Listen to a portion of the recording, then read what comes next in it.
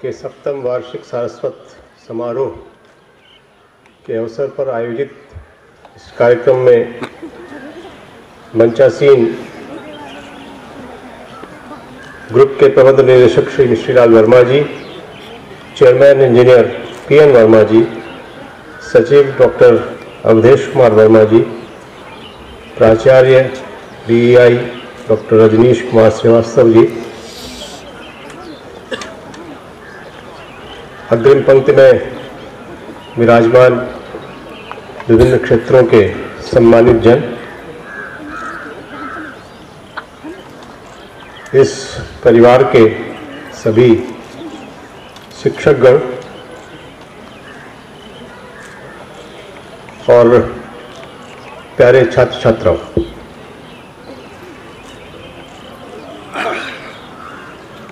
किसी भी महाविद्यालय के लिए एक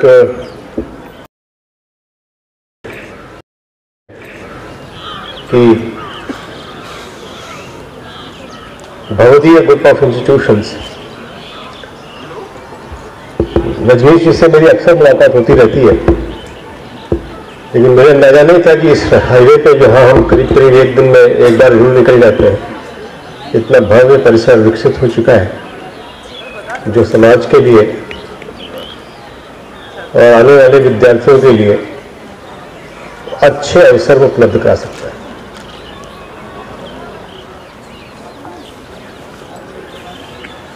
जहाँ तक परफॉर्मेंस का प्रश्न है, आपने अभी जो गोल्ड मेडल्स की जिक्र की है और आप बच्चों ने जो कुछ अचीव किया है, वो आपके महाविद्यालय परिवार के लिए गर्व का विषय है और मेरी हार्दिक शुभकामनाएं हैं कि आने वाले वर्षों में आप और भी अधिक सफलताएं प्राप्त करें। यहां तक तो मैं एक कुलपति के रूप में औपचारिक रूप से बोल रहा हूं, लेकिन जब बच्चों को देखता हूं तो अंदर का शिक्षक भी जाग उठता है। भारतीय शिक्षा व्यवस्था जो वर्तमान में है वो बड़ी पिरामिडिकल हो गई है। पिरामिडिकल का मतलब ये है कि कुछ लोग शीर्ष पर होते हैं और बहुत सारे लोग बॉटम पे होते हैं।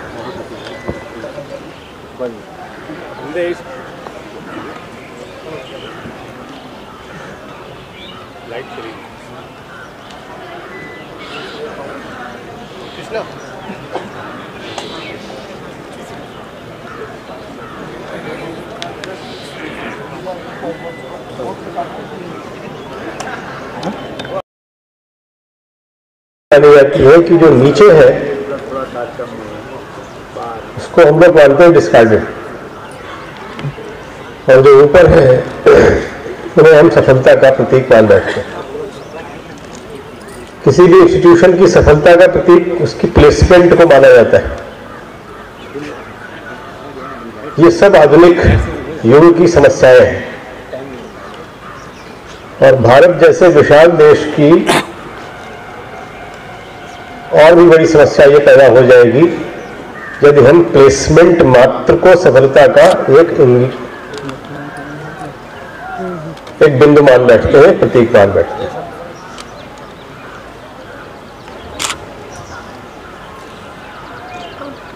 हमारी समस्या कहीं और है, उसके ऊपर मैं विशेष रूप से ध्यान इसलिए दिलाना चाहता हूं कि मुझे इस इंस्टीट्यूशन से थोड़ी उम्मीदें लगी हैं जहां पर ये काम ही होता है। मैं काम नहीं कर सकता कि काम ही यही हो, लेकिन ये काम भी हो सकता है।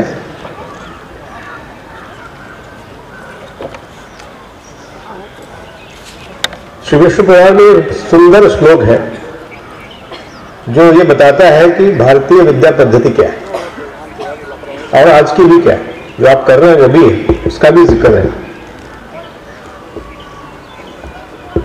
तत्कर्म जन्म बंधाय सा विद्याया विमुक्तये आया साया परम कर्म विद्यान्या शिल्प नैपुणम।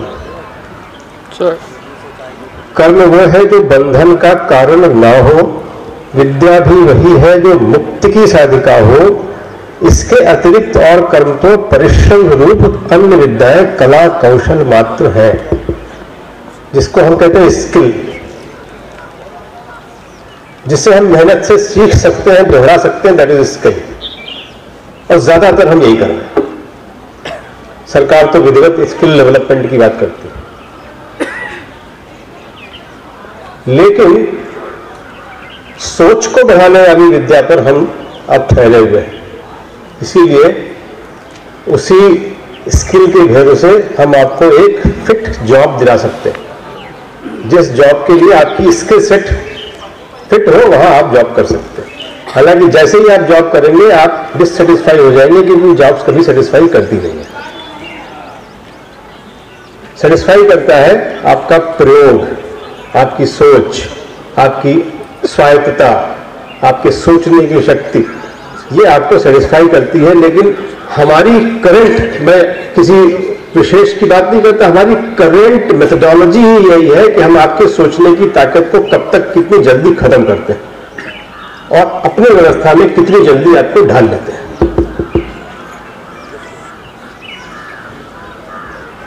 इंजीनियर साहब ने अभी जिक्र किया कि आपने बहुत सफल पब्लिक स्कूल खोला है। अयोध्या जाते समय अक्सर पड़ता है मेरे रास्ते में, मैं देखता हूँ बड़ा सुंदर भवन बना है। लेकिन सीबीएसई में आपका हर वो बच्चा डिससेटिस्फाइड है जिसके नंबर 90 से नीचे आ गए। अर्थात पैमाना क्या बना, 99 नंबर 100 में से आ गए तो आप सफलता की सीढ़ी पर ठीक ठाक है, लेकिन 99 पॉइंट सब वाले जो है वही दिल्ली यूनिवर्सिटी जा पाएंगे, बाकी नहीं जाते। 100 से ऊपर की मेरिट बन रही। क्या माना जाए इसको कि वे इंटरमीडिएट तक का सब कुछ सीख गए, सब कुछ 100%, फिर क्यों एडमिशन चाहिए कहीं और? सारा ज्ञान आ गया। ये समस्याएं बन रही, ये फॉल्स इंडिकेटर्स।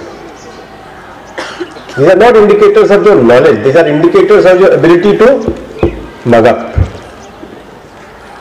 ये आपके रटने की शक्ति का प्रतीक है, ये आपके ज्ञान की शक्ति का प्रतीक नहीं है, क्योंकि आप एक ओरिजिनल क्वेश्चन नहीं पूछ सकते किसी से। और जब तक ओरिजिनल क्वेश्चन पूछने की ताकत नहीं आएगी, मैं नहीं मानता हूं कि हमने विद्या प्राप्त की। अभी आपके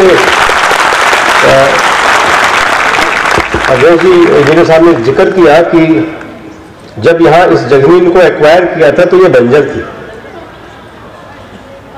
और वहां पर उन्होंने किसी लैंड डेवलपमेंट वाले को नहीं बुलाया, पिताजी ने स्वयं कहा ढांचा लगा दो, ये हमारी अपनी साइंस है, और 8 महीने में उस ढांचे में आपको ये हरा भरा परिसर दे दिया। क्या हम में से कोई विश्वविद्यालय है उस व्यक्ति को सम्मानित कर सका जिसके पास नेटिव नॉलेज थी, नेटिव साइंस थी? क्या हम उसे अप्रिशिएट कर सके? जब मैंने सुभाष पालेकर जी को डीलिट की डिग्री देने का निर्णय लिया तो मुझसे यह पूछा गया कि इनकी प्राइमरी डिग्री क्या है। मैंने कहा मान लो कि अनपढ़ है, थी उनके पास, he was BTech in agriculture sciences, but मेरा जवाब ये था, मैंने कहा मान लो वो अनपढ़ है, बट वो जो कर रहे हैं वो किसी क्रांति से कम नहीं है। क्या ऐसे व्यक्ति का सम्मान नहीं होना चाहिए? क्या विद्या का कोई सम्मान नहीं है, सिर्फ शिल्प नैपुण्य का सम्मान होना चाहिए? फॉर्चुनेटली रामनाथ जी इस बात को उन्होंने स्वीकार किया और उन्हें ऑनर किया। पालेकर जी ने मेरे काम में कहा आज पहली बार किसी ने मुझे पढ़ा लिखा ही मान लिया, क्या मैं डॉक्टर लिख सकता हूं? मैंने कहा ऑफिशियली तो आप लिख सकते हो, लेकिन मत ही लिखिएगा क्योंकि सुभाष पालेकर पर्याप्त है। आपको खुशी का ऋषि यही नहीं कहा जाता है, आप पर्याप्त है अपने आप में। ये छोटी छोटी डिग्रियां आपका सम्मान नहीं करती है, स्वयं को सम्मानित कर रही है। तो विद्या के लेवल पर आने की कोशिश आप में से हर एक को करनी चाहिए।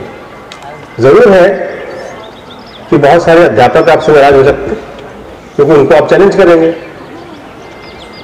जब याज्ञवल्क्य के पुत्रों ने याज्ञवल्क्य से पूछा सत्य क्या है, तो उन्होंने एक ही जवाब दिया, जा ढूंढ ले। एक लाइन का जवाब था, जा स्वयं ढूंढ। तो ढूंढने चला गया, लौट के आया, बोले वो तो मिल गया, लेकिन अब और प्रश्न आ गए हैं, तो बोले उन्हें भी ढूंढ। और वो होते होते उनसे भी बड़ा ऋषि बना। क्यों? क्योंकि उन्होंने उसके अंदर ढूंढने की प्रवृत्ति डाल दी, जवाब नहीं दिया। जवाब दे देने से वो बंध जाता। मैंने जितने भी भारतीय साहित्य पढ़ा है, आप मेरी मदद करेंगे इसमें, मुझे किसी भी साहित्य में, भारतीय साहित्य में कभी भी कोई डेफिनेशन नहीं मिली। ये डेफिनेशन पूरी तरह से वेस्टर्न कल्चर कि किसी चीज को पारिभाषित करके डाल दो कि यही है, और इसने हमारा बहुत नुकसान किया, जिसको हम लोग बाइनरी लॉजिक कहते हैं। यस और नो, डार्क और लाइट, फॉल्स, ट्रू और फॉल्स। आपके इस पर भी क्वेश्चन बहुत आते हैं। ये भारतीय पद्धति ही नहीं है। There is nothing called false. False तो आप तभी कह पाएंगे जब वो आपकी डेफिनेशन से अलग हो जाएगा, तो उसे आप फॉल्स कहते हैं। वो फॉल्स कैसे हुआ ये सिद्ध नहीं करते आप, भारत करता है। अगर सत्य है तो उसका उल्टा झूठ नहीं है। अल्प सत्य हो सकता है, अर्ध सत्य हो सकता है। अश्वत्थामा मरो नरो वा कुंजर होगा।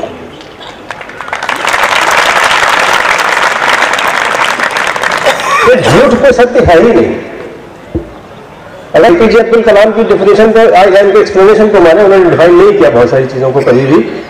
उन्होंने कहा कि एब्सोल्यूट डार्कनेस भी नहीं है और एब्सोल्यूट ब्राइटनेस भी नहीं, दोनों में एब्सोल्यूटनेस नहीं।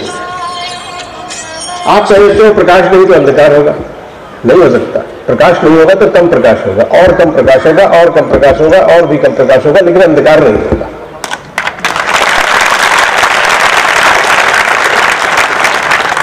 हम लोग 4 डिग्री पर ठंडाए लगाते हैं, फिर जब पता चलता है कि जो दूध पी रहे हैं पैकेट वाला वो -265 डिग्री तक है, मतलब क्या एब्सोल्यूट हो गया?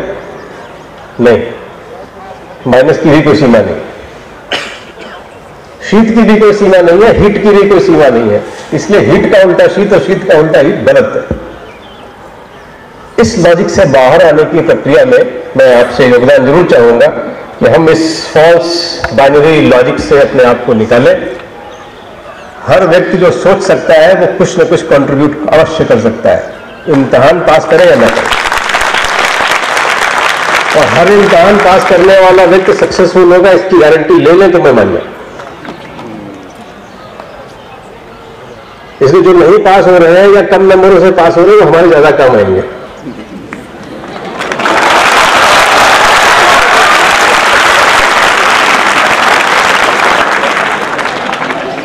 क्योंकि कभी किसी ब्रिलियंट स्कॉलर ने कोई क्रांति नहीं करी। क्रांति करने वाले आइंस्टाइन टाइप के होते थे, 3-4 बार फेल हो गए।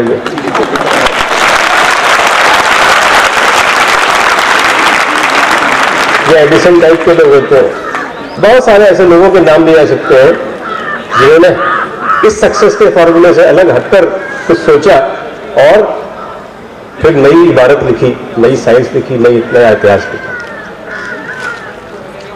मैं एक एग्जाम्पल देकर अपनी बात समाप्त करूंगा, मेरा समय समाप्त हो गया। 2013 का केमिस्ट्री का नोबेल प्राइज जिस व्यक्ति को मिला, आपको आश्चर्य होगा, उस व्यक्ति के पास केमिस्ट्री की डिग्री ही नहीं थी। वो बेसिकली फिजिकल एजुकेशन का आदमी था और स्पोर्ट्स मेडिसिन के ऊपर काम करना चाहता था, क्योंकि वो उससे डील कर रहा था रोज। उसकी समस्याओं का नाम केमिस्ट नहीं कर पा रहे थे, तो उसने स्वयं निदान करने की कोशिश करी और धीरे धीरे स्पोर्ट्स मेडिसिन, स्पोर्ट्स केमिस्ट्री में घुसते हुए अपने आप को उस लेवल तक ले गया जहां पर उसे बाद को नोबेल प्राइज मिला। तो ये कहना कि रेलेवेंट डिग्री में ही आप नोबेल प्राइज ले सकते हैं, गलत है।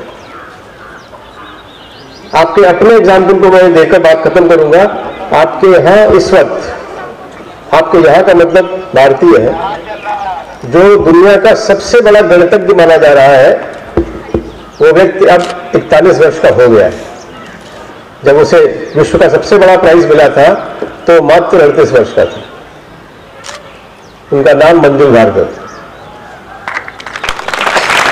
मंजुल भार्गव को जिन कामों पर प्राइस मिला, मेरा भाग्य था कि मैं उनसे बनारस बॉम्बे की साइंस कांग्रेस में मेरी भेंट हुई, जहां हमने अवार्ड दिया था। कैसे मिला ये अवार्ड, कैसे किया ये सब? तो उन्होंने कहा सीक्रेट बताओ, ये मैथ्स के अवार्ड नहीं है, संस्कृत के अवार्ड है। और हुआ ये कि मेरे पिता और मेरी माता दोनों ही माइग्रेट करके यूएस में आ गए। मेरा जन्म भी यूएस में हुआ, लेकिन मेरा लिंक मेरे फादर के फादर की वजह से हमेशा रहा, और वो काशी के संस्कृत के विद्वान थे, प्राचार्य थे। और मैं मैथ्स में कुछ काम कर रहा था, मुझे लगा कि कहीं पर जाकर फंस गया। मेरे फादर भी चूंकि मैथमेटिक्स के थे, तो मैंने उनसे पूछा कि पापा इसका कोई सोल्यूशन निकल सकता है क्या, यहाँ आपके मन में आता है? तो उन्होंने कहा देखो मैं तो रोटी कमा रहा हूं, अच्छे से डॉलर कमा रहा हूं, मेरे हिसाब से सोल्यूशन मेरे पास नहीं है, लेकिन तुम अगर मेरे फादर के पास जाओ तो मुझे लगता है कि वो मुझे बचपन में बताया करते थे सब चीजें, मैंने ध्यान नहीं दिया उस समय। ये संस्कृत के कुछ सूत्रों में, ये बात सूत्रों में निकल आती है, लेकिन मुझे क्लियर नहीं है, but you have to go to meet him. तो मंजुल ने तुरंत टिकट कटाया और तुरंत अपने बाबा के पास पहुंच गए। उन्होंने कहा कि मुझे इसका सोल्यूशन दीजिए। तो उन्होंने कहा संस्कृत का सोल्यूशन है, पहले संस्कृत पढ़ो, मैं किसी विदेशी भाषा में तुम्हें नहीं पढ़ा पाऊंगा, क्योंकि वो मेरी भाषा नहीं है। मंजुल ने पूरी मेहनत से 9 महीने वो रहे, संस्कृत पढ़ी, फिर वो उन्होंने उनके साहित्य का भंडार खोला, और उन्होंने मुझे ये बताया कि बाद में क्या हुआ कि एक छोटा सा सूत्र था, उसी में सब सोल्यूशन निकला हुआ था। मैं तुरंत अमेरिका वापस गया, मैंने पेपर पब्लिश किया, मुझे अवार्ड मिल गया।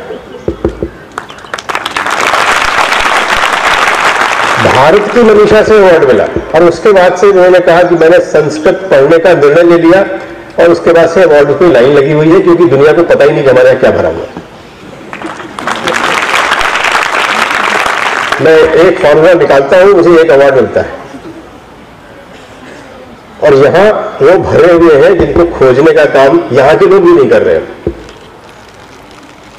इसलिए ये जरूरी है। आप सोच नहीं सकते हैं, जब आप वैदिक मैथ्स पढ़ते हैं तो वैदिक मैथ्स में कोई गुणा भाग नहीं है, गुणा भाग हमारी परंपरा नहीं है। वैदिक मैथ्स में सिर्फ प्लस और माइनस है, और उससे गुण से गुण इक्वेशंस आप मैथमेटिक्स की निकाल सकते हो। 18 वर्ष के बच्चे को मैथमेटिक्स ओलंपियाड टोक्यो में जब मिलता है, तो आपको अपने शास्त्रों में लिखी हुई मैथमेटिक्स की ताकत पता चलती है। उस लड़के का नाम भाई मंजुली है। दूसरा बच्चा जो 18 वर्ष का है, अभी हम लोग काशी में उसको लेकर आए थे, अहमदाबाद गुरुकुल से पढ़ा हुआ बालक, जिसको उसके माता पिता यह कहकर गुरुकुल में छोड़ गए थे कि ये बच्चा थोड़ा सा ढीला है, क्योंकि वो साउथ अफ्रीका में रहते थे। वहां के लोगों ने टेस्ट किया, उन्होंने कहा ये नॉर्मल बच्चा नहीं है, ये थोड़ा सा अबव नॉर्मल या बिलो नॉर्मल टाइप का है, ये सामान्य बच्चा नहीं है, इसको हम अपने स्कूलों में नहीं पढ़ा सकते, इसे हम स्पेशल स्कूल में ले जाएंगे। उस बेचारे पिता को कुछ समझ में नहीं आया, तो उन्होंने कहा कि गुजराती है, चलो गुजरात में गुरुकुल पढ़ने का संस्कार सीख जाएगा, बाद में वो धंधा करना ही है इसमें हमारा वाला। और 16 वर्ष के बच्चे ने चमत्कार ये किया कि पहली बार उसने मैथमेटिक्स ओलंपियाड जीता, दूसरी बार उसने फिर मैथमेटिक्स ओलंपियाड जीता। अभी काशी में मिला तो मैंने कहा कि कैसा लग रहा था? बोले गुरुजी बहुत परेशान कर रहे थे, 2.5 मिनट का टाइम दे दिया एक क्वेश्चन के लिए, वो 3 बार सॉल्व हो गया 9 मिनट में। वो बार बार मुझे आगे कहे रिवाइज कर लो, मैंने कहा कर लिया। फिर बोले फिर रिवाइज कर लो, बोले रिवाइज भी तो कर रहा हूँ, सॉल्व तो तुरंत ही हो जाता है, तो हमारा सूत्र है। मैं कितनी बार पढ़ चुका हूँ, ये इतना कठिन प्रश्न नहीं है जितना लोग लगा रहे हैं टाइम इसमें। ये तो 2.5 मिनट का 30 सेकंड में सॉल्व हो जाता। बट चिंता क्या थी कि उस बच्चे को मैथ्स के अलावा कोई चीज पसंद नहीं है, और ये अवसर उसे गुरुकुल दे सका कि तुझे अगर मैथ्स के अलावा कुछ भी पसंद नहीं है तो तुम कुछ भी मत पढ़ो। ये शिक्षा हमारी है, जो मन है सो पढ़ो, विशेषज्ञ का आदर करो, लेवल तक ले जाओ। जबरदस्ती history 1 history 2 civics 1 civics 2 science 1 science 2 मत पढ़ो। जबरदस्ती पढ़ने की कोई जरूरत नहीं। हम जबरदस्ती पढ़ के उसे जल से भी खत्म कर दे रहे हैं, और उसकी विशेषज्ञता को भी समाप्त कर दे रहे हैं, उसकी सोचने की ताकत समाप्त कर देते हैं। इन सबसे ऊपर इंस्टीट्यूशन से बनेंगे तो मुझे लगता है आपका भगवदीय नाम भी सार्थक होगा, अवध का नाम भी सार्थक होगा, और पिताजी ने जो मेहनत की है ढांचा लगा के हम भी बैचे ऐसे बोल जो इस पूरे परिसर को हरा भरा कर देंगे। इन शब्दों के साथ आप सभी को बहुत बहुत शुभकामनाएं, बहुत बहुत आशीर्वाद। धन्यवाद।